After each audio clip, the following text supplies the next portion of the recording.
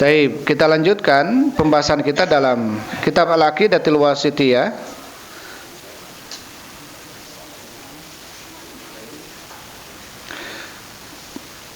Terakhir kita sampai ke pembahasan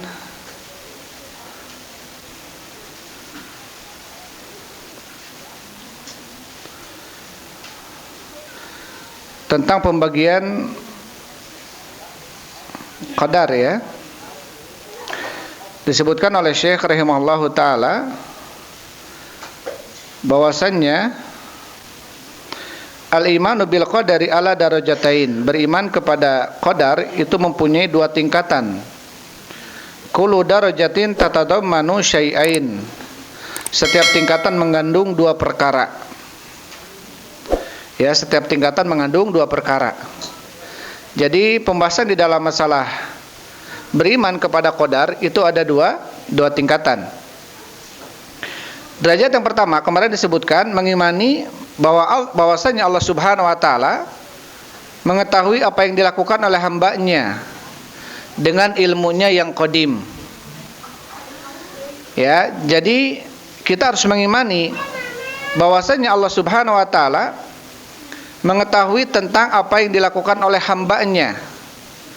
Jadi tidak ada yang luput dari ilmu Allah Subhanahu wa taala sedikit pun. Yang tentunya Allah tersifati dengan ilmu tersebut, ya, sejak azali, sejak dahulu.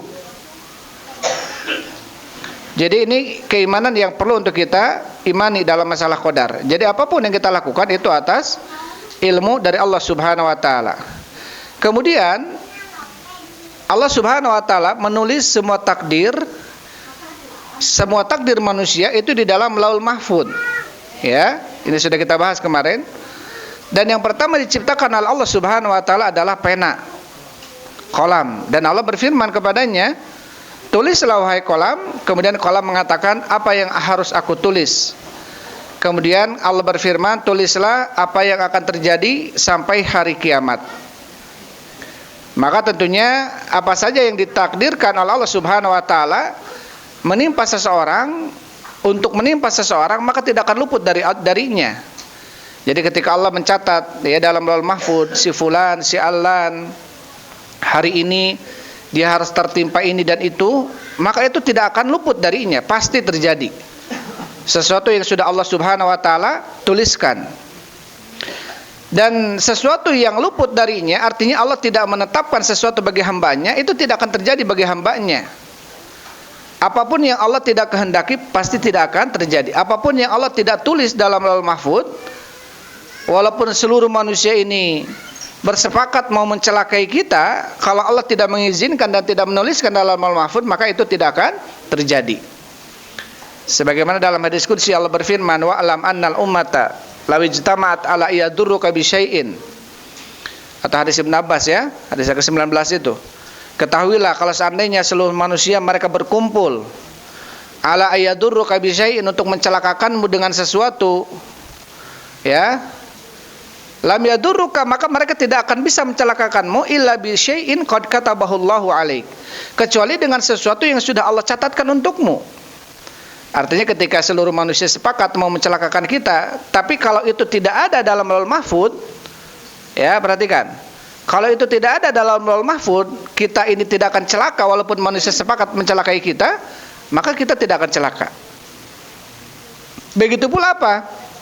Ketika Allah menetapkan sesuatu untuk kita, walaupun seluruh makhluk yang ada di bumi ini menahan itu supaya kita tidak celaka, tapi karena Allah menetapkan kita celaka, itu akan terjadi. Rufi'atil aqlam wa jaffatis suhuf, telah diangkat pena dan telah kering apa? Lembaran-lembaran. Ini derajat yang pertama yang harus kita imani. Yang kedua, kita baca yang kedua, ya. Berkata Syekhul Islam Ibnu Taimiyah rahimahullahu taala, "Wa amma darajatu tsaniyatu," adapun derajat yang kedua, tingkatan yang kedua dalam masalah iman kepada takdir, "Fahuwa masyiatullahi nafidatu," yaitu apa? Yaitu beriman kepada masyiah Allah, kehendak Allah yang pasti terlaksana.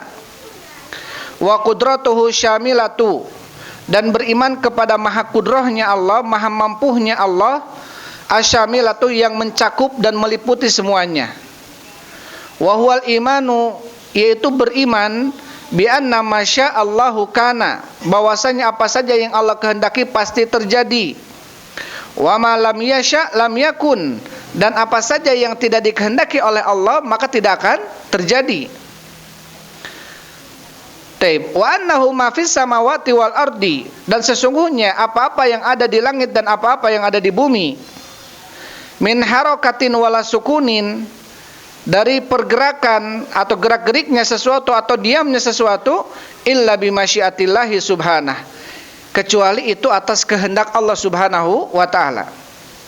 La yakunu fi mulkihi illa ma yurid, maka tidak akan ada sesuatu yang terjadi di kerajaan Allah kecuali apa yang Allah inginkan. Pergerakan kecil sekalipun itu atas kehendak siapa? Kehendak Allah Subhanahu wa taala. Wa matasqutu min waraqatin illa ya'lamuha, tidaklah daunan itu jatuh kecuali Allah pun mengetahui. Atas izin Allah daun ini jatuh, pohon yang ada di kampung ini, pohon ini macamnya, pohon itu jenisnya, daunnya harus 2-3 helai jatuh. Itu semua sudah ada catatannya. Artinya sudah diketahui oleh siapa? Oleh Allah Subhanahu wa taala. Tidak ada sesuatu yang bergerak atau diam di alam semesta ini, di kerajaan Allah ini, kecuali atas izin Allah. Kemudian wa annahu subhanahu wa ta'ala ala kulli syai'in qadir minal mawjudati wal ma'dumat, dan sesungguhnya Allah Subhanahu wa taala maha kuasa atas segala sesuatu, dari semua yang ada ataupun yang belum ada. Semua yang ada ataupun yang belum ada dan pasti akan ada nantinya, itu semua atas kehendak dan kemampuan Allah Subhanahu wa taala. Ini derajat yang kedua. Ini derajat yang kedua. Taib. Kemudian kita bacakan penjelasan dari Syekh Muhammad Khalil Harras rahimahullahu taala di dalam menjelaskan paragraf yang tadi kita bacakan, yang tadi disebutkan oleh Syekhul Islam Ibn Taimiyah rahimahullahu taala. Kemudian beliau mengatakan, adapun derajat yang kedua dari beriman kepada qadar adalah yaitu apa? Tadi disebutkan oleh, yaitu masyiatullahi nafidah, bahwasanya kehendak Allah itu pasti akan terjadi. Apa kemudian kata Syekh Muhammad Khalil Harras? Taib. Fahiya tatadammanu syai'aini aidan. Maka di dalam paragraf yang tadi dibacakan itu juga tercakup 2 poin. Awaluhuma, yang pertama, al-imanu bi umumi masyiatihi ta'ala, yaitu beriman kepada keumuman masyiah Allah yang sifatnya umum, kehendak Allah yang sifatnya umum. Kita beriman semuanya. Kehendak Allah yang sifatnya umum, menghendaki semua yang terjadi dalam semesta ini. Yang umumnya ada, yang terperincinya ada, tafsilannya ada. Wa anna ma syaa kana wa man lam yasha lam yakun, dan apa saja yang Allah kehendaki pasti terjadi, dan apa yang tidak Allah kehendaki tidak akan terjadi. Taib. Kemudian wa anna af'alal ibadi minat ta'ati wal ma'asi waqi'atun bitilkal masyiah, dan sesungguhnya fiil hamba, amalan-amalan hamba, baik itu ketaatan atau kemaksiatan, waqi'atun bitilkal masyiah, maka itu terjadi atas kehendak Allah yang sifatnya umum. Allati la yakhruj anha kainun, yang mana seseorang tidak bisa keluar dari itu. Tadi disebutkan bahwasanya apa? Semua yang terjadi atas kehendak Allah. Paham ya? Yang sifatnya umum. Maka amalan-amalan hamba, baik sholatnya hamba, baik perbuatan jeleknya hamba, atau ketaatan hamba, kemaksiatan hamba, atau manusia, itu semua terjadi atas kehendak Allah yang sifatnya umum. Tidak akan mungkin seseorang keluar dari itu. Pahami ini ya. Kenapa? Nanti dari pemahaman ini kemudian ada yang menyelisihi, seperti halnya Qadariyah atau Jabriyah. Makanya perlu dipahami. Jadi amalan-amalan hamba, baik ketaatan atau kemaksiatan, itu terjadi atas kehendak Allah yang sifatnya apa? Umum. Sawa'an kana mimma yuhibbuhullahu, sama saja apakah yang dilakukan oleh hamba tersebut sesuatu yang dicintai oleh Allah, Wa mimma la yuhibbu atau wa yardahu amla, ataukah sama saja yang tidak dicintai atau yang dicintai. Sama saja amalan hamba itu diridhoi atau tidak diridhoi. Artinya semuanya terjadi atas kehendak siapa? Kehendak Allah. Jadi orang ini sholat atas kehendak Allah, orang ini mabuk atas kehendak siapa? Kehendak Allah. Yang namanya masyiatul amah, masyiah umum, kehendak yang sifatnya umum. Ini pertama. Yang kedua wathaniyahuma, dan yang kedua ya perhatikan, al-imanu bi anna jami'al asya'i waqi'atun bi qudratillah. Beriman bahwasanya seluruh perkara itu terjadi atas kudrah Allah, kemahamampuan Allah, maha kuasanya Allah. Wa annaha makhluqatun lahu, dan sesungguhnya seluruh perkara-perkara ini adalah makhluk bagi Allah. Artinya ciptaan Allah semuanya. La khaliqalaha siwah, yang tidak ada pencipta selain Allah Subhanahu wa taala. La farqa fi dzalika, tidak ada perbedaan dalam hal itu bain af'alil ibad wa ghairiha, antara amalan-amalan hamba atau yang lainnya. Jadi semuanya terjadi atas kehendak Allah Subhanahu wa taala yang sifatnya umum. Ya, amalan-amalan hamba atau amalan-amalan makhluk lain selain hamba, selain manusia misalkan ya. Itu semua atas kehendak Allah pergerakannya. Kama qala ta'ala, sebagaimana Allah Subhanahu wa taala berfirman, wallahu khalaqakum wa ma ta'malun, dan Allah yang telah menciptakan kalian dan apa yang kalian kerjakan. Jadi yang dikerjakan oleh hamba itu pun atas kehendak siapa? Kehendak Allah. Ini pahami ya. Wa yajibul imanu bil amri syar'i, dan wajib seseorang itu mengimani tentang urusan yang sifatnya syar'i.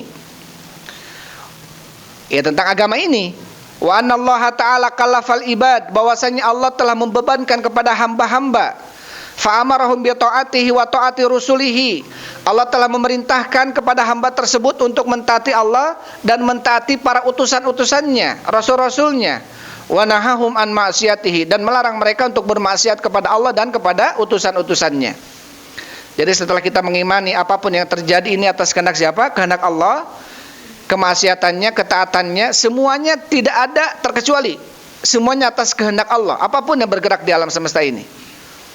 Kemudian yang kedua, perlu kita imani bahwasanya apa? Ada perintah yang sifatnya syar'i dan Allah membebankan itu kepada kita selaku hamba. Ya. Dan Allah membebankan itu kepada kita selaku hambanya yang beriman tentunya. Untuk apa? Untuk melakukan ketaatan kepadanya. Untuk melakukan ketaatan kepada Rasulnya. Dan melarang kita untuk bermaksiat kepada Allah dan Rasulnya. Dan itu kita ketahui dalam Al-Quran, dalam hadis, bahwasanya kita harus taat kepada Allah, kita harus taat kepada Rasulnya. Kita tidak boleh, kalau mau taat, kita tidak boleh mabuk, kita tidak boleh ini, tidak boleh itu, dan lain sebagainya. Hal-hal yang dilarang. Taib, sampai sini paham ya? Wala munafata aslan baina ma thabata min umumin masyiatihi subhanahu li jami'il asya'i wa baina taklifil ibadi bima syaa min amrin wa nahyin. Tentunya hal ini tidak ada munafah, saling menafikan.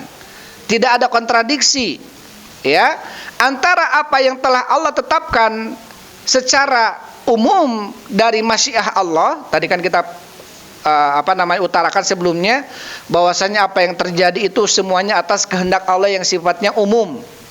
Kemaksiatan hamba, ketaatan hamba. Apapun pergerakan yang di alam semesta ini, siapa yang menciptakannya, siapa yang menghendakinya? Allah. Tidak ada satu pergerakan pun di luar kehendak Allah, tidak ada. Sampai sini kita pahami. Tapi di sisi lain bahwasanya Allah memerintahkan kita untuk beriman kepada Allah, untuk beriman kepada nabinya. Dan juga apa?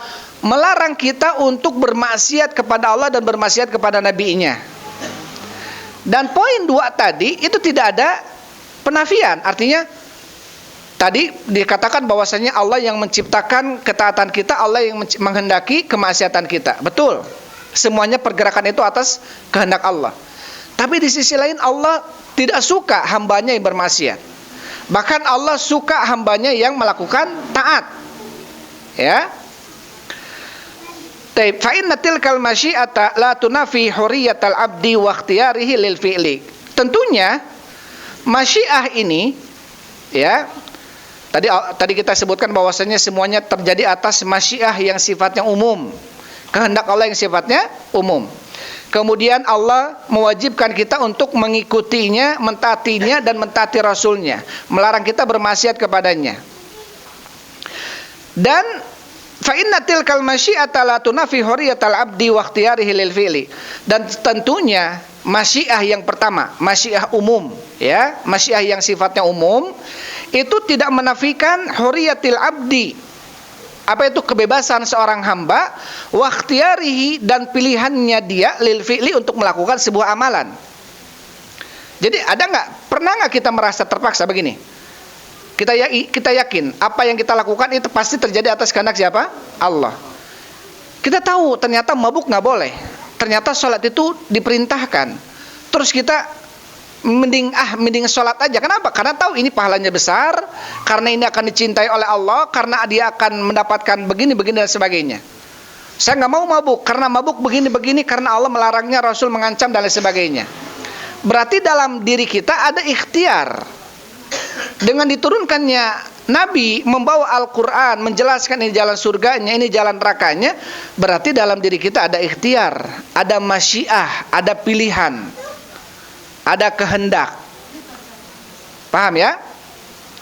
Walihada jama'allahu bainal masyiataini biqaulihi, oleh karena ini Allah menggabungkan ada antara dua kehendak di dalam firman-Nya, liman syaa minkum an yastaqim, bagi siapa yang berkehendak di antara kalian untuk berbuat istiqomah, wa ma tasyauna illa ayyasha Allahu rabbul alamin, dan tidaklah kalian berkehendak kecuali ayyasha Allahu rabbul alamin, Allah Subhanahu wa taala penguasa semesta alam berkehendak. Artinya kehendak kita di bawah kehendak siapa? Kehendak Allah Subhanahu wa taala. Taib, kita pahami sampai sini. Kenapa? Karena nanti akan ada yang menyelisihi dari firqatul dhalah, kelompok-kelompok yang menyempal. Ya, seperti Qadariyah, Mu'tazilah, Jabriyah, Jahmiyah, ya. Kama annahu talazama baina tilkal masyiati wa bainal amri syar'i, sebagaimana tidak ada talazum, tidak ada mulazamah yang saling mengharuskan gitu ya, antara masyiah itu dengan perkara syar'i yang diperintahkan oleh Allah, yang dicintai oleh Allah gitu ya, ibadah al-mutalliqu bima yuhibbuhu Allah wa yarda. Ya, jadi tidak ada talazum ini mulazamah, keharusan. Jadi begini, Allah mencintai kita taat. Tapi kenapa kalau kita maksiat Allah adab kita? Kalau kata orang-orang Mu'tazilah, Allah zalim kalau begitu. Kalau begitu Allah zalim. Kita tahu kalau seandainya kalian mengatakan bahwasanya kemaksiatan kita ini adalah kehendak Allah, terus ngapain Allah mengadab kita kalau kita memang dikehendaki Allah untuk bermaksiat? Paham gak sampai sini? Karena ada orang Mu'tazilah berkata demikian. Sampai kata orang Mu'tazilah, maka kemaksiatan kita, siapa yang melakukannya? Siapa yang menghendakinya? Kita, bukan Allah, kata mereka. Dan yang kedua, seperti Allah mencintai apa-apa yang Allah tidak kehendaki. Seperti apa? Kamahabati imanil kufar. Allah cinta keimanan, ya, pada orang kafir. Tapi orang kafir nggak mau beriman, nggak mau beriman. Apakah kemudian Allah zalim ketika Allah tidak memberikan hidayah kepada Abu Jahal? Enggak zalim. Apakah Allah zalim ketika Allah tidak memberikan hidayah kepada Abu Talib? Enggak zalim. Dan tentunya ketika Allah menampakkan kepada mereka tanda-tanda kekuasaan Allah, bagaimana mukjizat Nabi SAW, itu mereka tidak tergerak hatinya untuk apa? Untuk beriman. Ya. Jadi ada orang-orang yang memang nggak pas untuk hidayah tuh ada. Ada orang-orang yang memang hatinya nggak cocok dapat hidayah. Padahal sudah ditampakkan kepada mereka hidayah, jalan-jalan untuk menjadi seorang yang baik. Tapi orang itu nggak mau. Orang itu nggak suka dia mendapatkan hidayah. Padahal Allah inginkan hidayah. Sawaun alaihim astaghfarta lahum am lam tus'alai. Sawaun alaihim andartahum am lam tundirhum la yu'minun. Sama saja ya Muhammad, apakah kau berikan peringatan kepada mereka atau tidak engkau berikan peringatan kepada mereka, mereka tidak akan beriman. Jadi orang-orang ada yang diberikan peringatan berkali-kali, kalau memang tidak beriman dia nggak mau beriman. Walau aradul khuruja la'addu lahu 'uddatan walakin karihallahum bi'asahum. Ketika orang-orang munafikin datang kepada Rasulullah, minta uzur, ya Rasulullah, maafkan saya, kemarin saya nggak ikut perang, nggak ikut jihad, begini begitu dan lain sebagainya alasannya. Apa kata Allah Subhanahu wa taala, wal aradul khuruj, kalau betul mereka ingin perang, ingin pergi bersama Rasul, la'addulahu uddah, betul-betul mereka akan mempersiapkan peperangan, nyiapin kudanya, nyiapin alat perangnya, nyiapin bekalnya, kalau betul mereka ingin perang. Tapi apa kata Allah, walakin karihallahum bi'atsahum, tapi Allah nggak suka mereka berangkat. Karena memang apa? Mereka hatinya memang nggak pingin hidayah, ya, nggak cocok, nggak pas hidayah itu bagi mereka. Karena hidayah itu Allah berikan kepada hati-hati yang bersih, ya, kepada hati yang suci, yang bersih, bukan penuh dengan kedengkian, kekotoran dan lain sebagainya. Maka yang perlu kita perhatikan bukan hanya dohir saja, tapi justru apa? Hati kita. Karena yang dilihat oleh Allah Subhanahu wa taala dari diri kita adalah hati kita. Innallaha la yanzuru ila suwarikum wala ila ajsamikum walakin yanzuru ila qulubikum wa amalikum. Sesungguhnya Allah tidak melihat rupa kalian, warna kalian, jasad kalian. Yang Allah lihat adalah hati dan amalan kalian. Jadi hati kita yang perlu kita perhatikan. Sampai kenapa Rasul sallallahu alaihi wasallam diutus menjadi rasul? Apa yang membuat Rasul dipilih menjadi rasul oleh Allah? Apakah karena keturunannya bagus? Apakah karena duniawi dan jasadnya? Enggak. Walaupun memang keturunannya bagus, jasadnya bagus, kemudian keturunan mulia, tapi bukan itu yang dilihat oleh Allah. Apanya? Hatinya. Hatinya yang dilihat oleh Allah Subhanahu wa taala. Begitu pula ketika Allah memberikan hidayah kepada para sahabat-sahabat, Abu Bakar, Umar, Utsman, Ali, apakah karena perawakan mereka yang kuat-kuat dan kokoh-kokoh? Tidak. Tapi karena apa? Hati mereka lebih pantas dapat iman dibanding siapa? Dibanding orang-orang munafikin, orang-orang musyrikin ketika itu. Ketika Rasul sallallahu alaihi wasallam di awal-awal Islam di Mekah, itu Rasul sallallahu alaihi wasallam karena mendapatkan penindasan, mendapatkan tekanan-tekanan, halangan-halangan dalam dakwah, sampai Rasul di awal-awal Islam di Mekah meminta kepada Allah. Apa dalam doanya? Allahumma aizil Islam bi Umarin. Ya Allah, muliakanlah Islam ini, kuatkanlah Islam ini dengan salah satu dari dua Umar. Yang pertama Umar ibn Khattab, yang kedua Amr bin Hisham, yaitu Abu Jahal. Tidak lama dari itu Allah berikan hidayah kepada Umar ibn Khattab. Kenapa tidak diberikan hidayah kepada Abu Jahal? Padahal kalau kita lihat menurut kasat mata kita, Abu Jahal lebih pantas. Dia saudagar besar di Mekah, dia pemimpin Mekah, dia punya tentara, dia punya kekuasaan. Apapun yang kalau kata dia A, semuanya ngikut. Tapi tidak dengan Allah, karena yang Allah lihat bukan itu. Yang Allah lihat adalah hatinya. Umar lebih pantas dapat hidayah dibanding siapa? Abu Jahal. Ya. Taib. Maka di sini apa? Yang pertama seperti kamasyiatihi wujudi iblisi wa junudi, seperti kehendak Allah mengadakan iblis dan tentara-tentaranya, ya. Itu semua atas kehendak Allah dan Allah tidak cinta kepada iblis. Yang kedua, kamahabat imanil kufar, seperti Allah mencintai imannya, berimannya orang-orang kafir. Artinya Allah cinta keimanan, ya, tetapi keimanan itu tidak terbukti ada pada orang kafir karena dia kafir gitu. Wa ta'atul fujar, dan taatnya orang-orang fajir, orang yang pendosa. Wa adlul zalimin, dan adilnya orang-orang zalim. Wa taubatul fasikin, dan taubatnya orang-orang fasik. Walau sya'a dzalika, kalau seandainya Allah menghendaki itu semua, la wajada kullah, maka Allah bisa aja mengadakan itu semuanya. Semuanya bisa iman, semuanya bisa taat, semuanya bisa taubat, enggak ada yang fasik, enggak ada yang kafir. Sangat mudah bagi Allah Subhanahu wa taala, ya. Taib. Fa innahu ma syaa kana wa man lam yasha lam yakun. Karena sesungguhnya apa-apa yang Allah kehendaki pasti terjadi, dan apa-apa yang tidak Allah kehendaki tidak akan terjadi. Jadi semuanya pertama atas kehendak Allah yang sifatnya umum. Selain itu ada kehendak-kehendak yang Allah cintai, Allah sukai. Itu apa? Itu iman, syariat, ya, ibadah. Dan tentunya dengan cara diutusnya Nabi, membawa Al-Quran, dijelaskan di jalan surga, jalan neraka, ya. Maka kemudian apa? Manusia diberikan pilihan ketika itu. Wa hadainahu sabila imma syakira wa imma kafura. Hal ata 'alal insani hinum minad dahri lam yakun syai'an madhkura. Inna khalaqnal insana min nutfatin amsyajin nabtalih. Sesungguhnya kami telah menciptakan manusia dari nutfah, ya, air mani, dan kami uji. Faja'alnahu sami'an basir. Kami jadikan manusia tersebut apa? Mendengar dan melihat.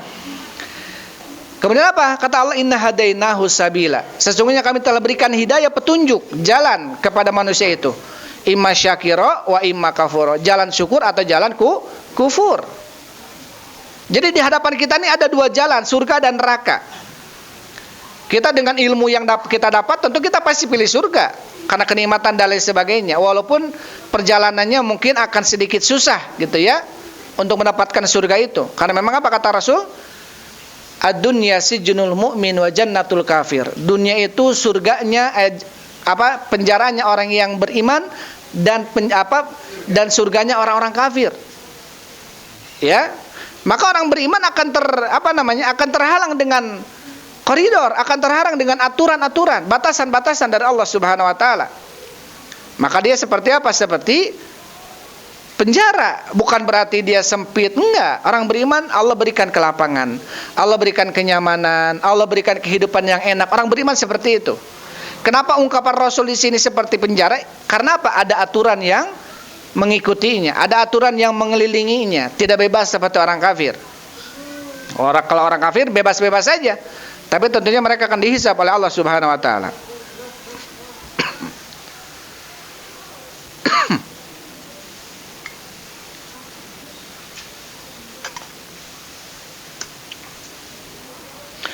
Taib. Kemudian Syekh mengatakan wal ibadu fa'iluna haqiqatan. Dan hamba-hamba mereka yang melakukan amalan-amalannya secara hakikat. Wallahu khalaqa af'alahum. Dan Allah yang telah menciptakan fiil-fiilnya mereka. Allah telah menciptakan fiil-fiil mereka. Taib. Wal abdu huwa al mu'min wal kafir.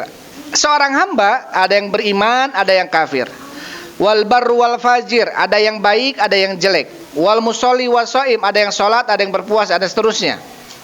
Walil ibadi kudratun ala a'malihim. Dan bagi seorang hamba, mereka punya kemampuan atas amalan-amalan mereka. Walahum irada, dan mereka punya kehendak. Wallahu khaliquhum wa qudratahum wa iradatahum. Tapi Allah lah yang menghendaki kehendak mereka. Allah yang menciptakan kemampuan mereka dalam beramal. Makanya kalau kita melakukan sebuah amalan, kita harus yakini ini adalah taufik dari siapa? Dari Allah Subhanahu wa taala. Jangan kemudian kita mampu Masya Allah Alhamdulillah tiap malam tahajud 11 rakaat, tiap hari atau sering puasa Daud gitu ya. Terus kita itu sandarkan kepada amalan, kepada kekuatan kita, tidak. Itu semuanya atas kekuatan dari Allah Subhanahu wa taala. Karena Allah yang memudahkan itu. Allah yang memberikan kekuatan kita untuk melakukan ketaatan itu. Jangan kemudian kita merasa ujub ya dengan amalan soleh yang kita lakukan, tidak boleh. Ya, tidak boleh seperti itu. Karena takjubnya kita kepada amalan itu bisa menggugurkan amalan. Ya, maka tidak boleh seseorang merasa ujub. Bahkan harus menyandarkan itu kepada siapa? Kepada Allah, karena Allah yang telah memudahkan kita. Ya, Allah Subhanahu wa taala telah menciptakan dan memudahkan kemampuan kita untuk beramal. Maka senantiasa kita menyandarkan itu kepada Allah. La haula wala quwata illa billah. Tidak ada daya dan upaya dan kekuatan kecuali dari Allah Subhanahu wa taala. Kama qala ta'ala, sebagaimana Allah Subhanahu wa taala berfirman, liman syaa minkum an yastaqim wa ma tasyauna illa ayyasha'allahu rabbul alamin. Baik. Dikatakan oleh Syekh Muhammad Khalil Harras rahimahullahu taala, wa kadzalika la munafata baina umumi khalqihi ta'ala li jamil asya. Begitu pula tidak ada ya sesuatu yang saling menafikan antara keumuman ciptaan Allah Subhanahu wa taala bagi seluruh perkara, wa baina qaunil abdi fa'ilan li fi'lihi, dan antara keberadaan seorang hamba yang melakukan pekerjaannya, yang mengamalkan fiilnya. Fal abdu huwallazi yusafu bi fi'lihi, maka seorang hamba dia yang tersifati dengan fiilnya. Hamba ini melakukan amalan soleh, dia tersifati dengan amalan soleh itu. Fahuwal mu'min wal kafir wal bar wal fajir wal musolli wasaim.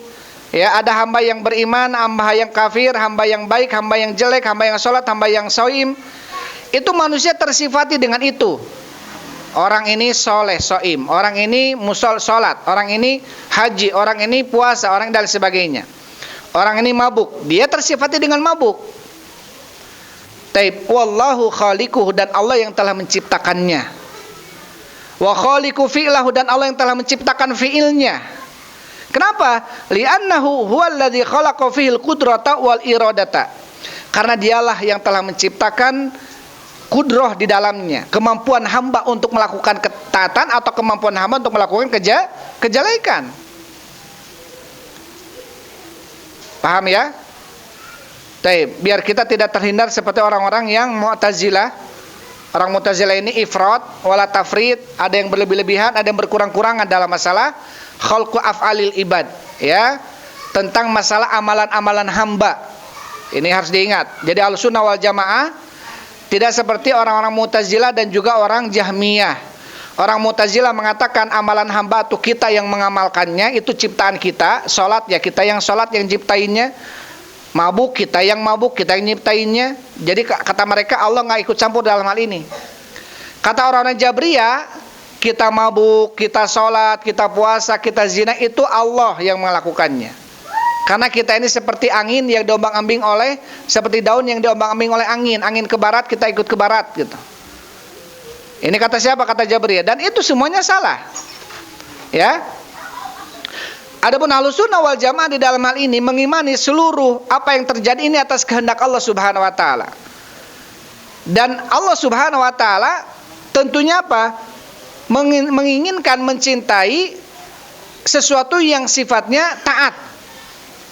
Dan Allah kehendaki itu bagi orang-orang yang beriman melakukan ketaatan. Maka ketika seseorang dia melakukan ketaatan, dia tidak disandarkan ketaatan itu kepada murni kepada si hamba, walaupun si hamba ini melakukan ketaatan, tapi ketaatan itu yang menciptakan kudrohnya, kemampuannya adalah Allah Subhanahu wa taala. Begitu pula dengan kebatilan, begitu pula dengan apa? Kemaksiatan. Tapi dia tahu ketika dihadapkan dengan kemaksiatan, apalagi hatinya yang tahu itu tidak boleh, dia gundah dalam hatinya. Ini lakukan tidak. Ya. Ada orang yang diberikan kemampuan untuk dia menahan hawa nafsunya dan dia menjauh. Ada orang yang tidak diberikan itu dan jatuh kepada kemaksiatan.